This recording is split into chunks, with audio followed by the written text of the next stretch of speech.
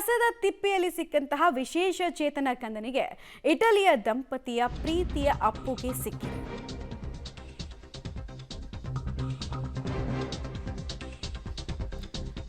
ಬೆಳಗಾವಿಯಿಂದ ಇಟಲಿಗೆ 2.5 ವರ್ಷದ ಮಗು ಹೋಗುತ್ತೆ. ನವಜಾತ ಶಿಶುವನ್ನ ಕಸದ ತಿಪ್ಪೆಗೆ ಹೆತ್ತವರು ಎಸೆದಿದ್ರು.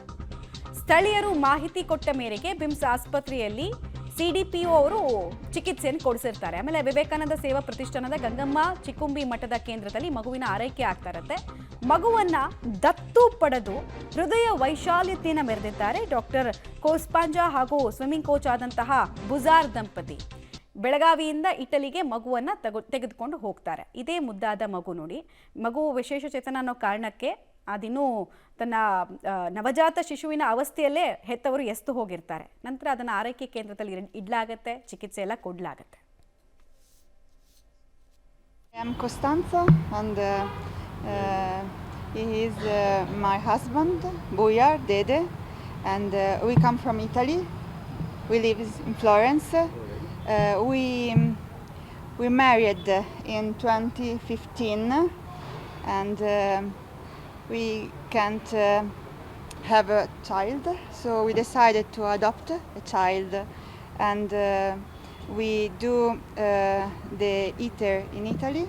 ಇಟ್ಲಿಯಿಂದ ಬಂದಂಥ ಒಂದು ಕುಟುಂಬಕ್ಕೆ ದಂಪತಿಗಳಿಗೆ ನಮ್ಮಲ್ಲಿರುವಂಥ ಒಂದು ಮಗುವನ್ನು ಅವರಿಗೆ ಅಡಾಪ್ಷನ್ ಮಾಡಬೇಕು ಅನ್ನೋದು ಒಂದು ಸರ್ಕಾರದಿಂದ ಆದೇಶ ಆಗಿದ್ದ ಕಾರಣ ನಾವು ಇವತ್ತು ಕೊಡ್ತಾ ಇದ್ದೀವಿ.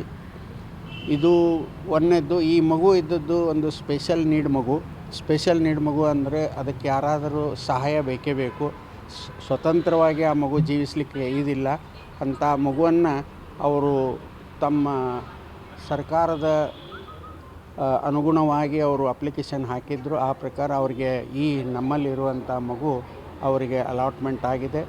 ಆದರೆ ಇದು 2 ವರ್ಷದ ಆದರೂ ಸಹಿತ ಅದರ ಎಲ್ಲ ಪ್ರೊಸೆಸ್.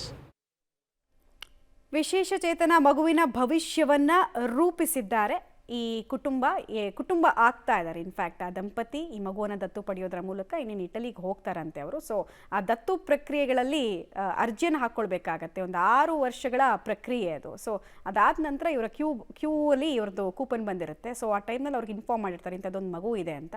ಅವ್ರು ಬಂದು ಆ ಮಗುವಿನ ಜೊತೆಗೆ ಬೆರೆಯುವಂತಹ ರೀತಿಯನ್ನೆಲ್ಲ ನೋಡ್ಕೊಳ್ತಾರೆ. ಅದೇನಾದರೂ ಅವರಿಗೆ ಕನ್ವಿನ್ಸಿಂಗ್ ಅಂತ ಅನಿಸಿದ್ರೆ ಮಾತ್ರ ಇವರಿಗೆ ಆ ಮಗುವನ್ನು ಕೊಡಲಾಗತ್ತೆ. ಸೊ ಸದ್ಯಕ್ಕೆ ಆ ಮಗುವಿನ ಪೋಷಕರಾಗಿದ್ದಾರೆ ಇವರು.